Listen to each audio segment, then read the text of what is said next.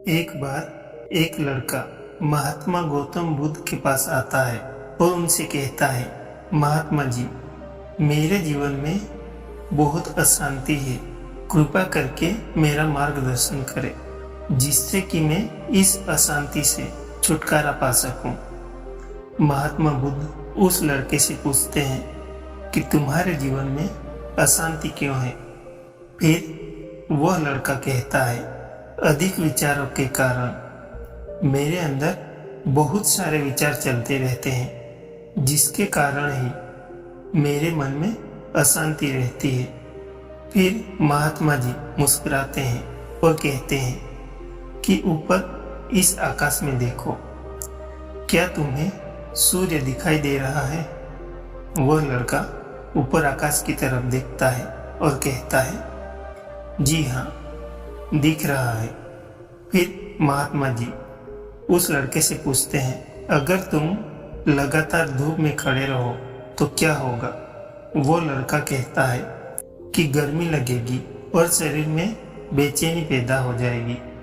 फिर महात्मा बुद्ध उस लड़के से कहते हैं, अगर तुम्हें धूप में खड़े रहने से गर्मी लगती है तो उसमें दोष किसका है, सूर्य का, गर्मी का या तुम्हारा। वो लड़का थोड़ी देर सोचता है और कहता है, कृपा करके आप ही बताइए। महात्मा बुद्ध मुस्कुराते हैं और लड़के से कहते हैं, सूर्य का काम है तुम्हें गर्मी देना और गर्मी का काम है गर्मी लगवाना। इसीलिए दोस्त तुम्हारा है कि तुम धूप में जाकर खड़े हुए हो।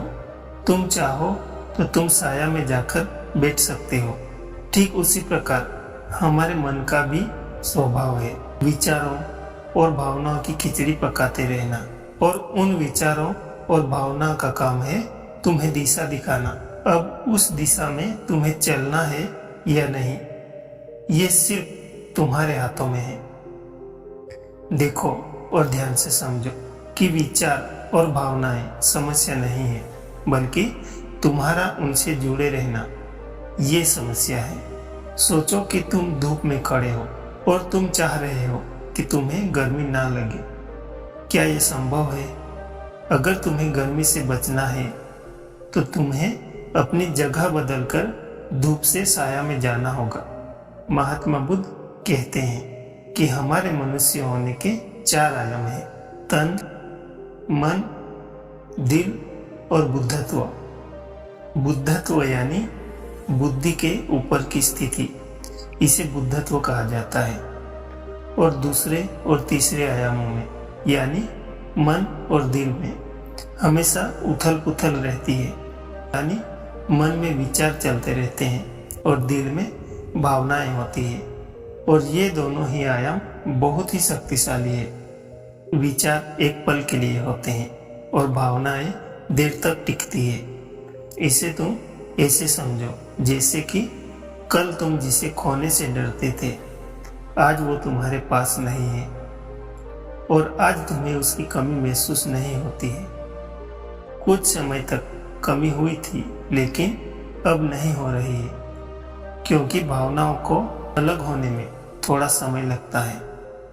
विचार तुरंत बदल जाते हैं, जैसे अभी तुम कुछ और सोच रहे थे और थोड़ी देर बाद कुछ और सोचने लग जाओगे। इस भावनाओं के कारण ही तुम्हें किसी से प्रेम हो जाता है और फिर वही प्रेम नफरत में बदल जाता है, मित्र ही शत्रु बन जाता है। इसके बाद वह लड़का महात्मा गौतम बुद्ध से कहता है कि फिर इसका उपाय क्या है, मैं अपने मन को शांत कैसे करूं। फिर महात्मा बुद्ध कहते हैं, इसका उपाय ये है कि तुम्हें तन के आयाम पर काम करना होगा और यह सबसे आसान तरीका है। शरीर के स्तर पर हमारी कामेंद्रियां और ज्ञानेंद्रियां हैं। हमारी कामेंद्रियां कर्म से जुड़ी हुई है और हमारी ज्ञानेंद्रियां ज्ञान से जुड़ी हुई है। इनके प्रति हम अपनी संवेदनशीलता को बढ़ा सकते हैं और इसका मतलब यह है कि हम जो भी कार्य करें उसे आनंद के साथ करते रहें। जैसे अगर आप पानी पी रहे हो तो पूरी तरह से पानी ही पियो, यानी पानी पीने में अपना 100% दो। फिर वह लड़का कहता है, ऐसा करने से क्या होगा? महात्मा बुद्ध लड़के से कहते हैं, ऐसा करने से तुम मन और दिल के आयाम से हटकर शरीर के आयाम पर आ जाओगे। और यह बिल्कुल ऐसा है जैसे कि तुम धूप से हटकर छांव में आ गए। मन और दिल के आयाम पर अपना काम चल रहा है, लेकिन तुम्हारी जागरूकता तन पर आ गई है। जैसे कि सुबह उठो तो सूरज की किरणों को महसूस करो, हवा को महसूस करो, आंखें बंद करके पक्षियों की आवाजें सुनो। लगातार तन के आयाम पर काम करने से तुम एक दिन हैरान हो जाओगे।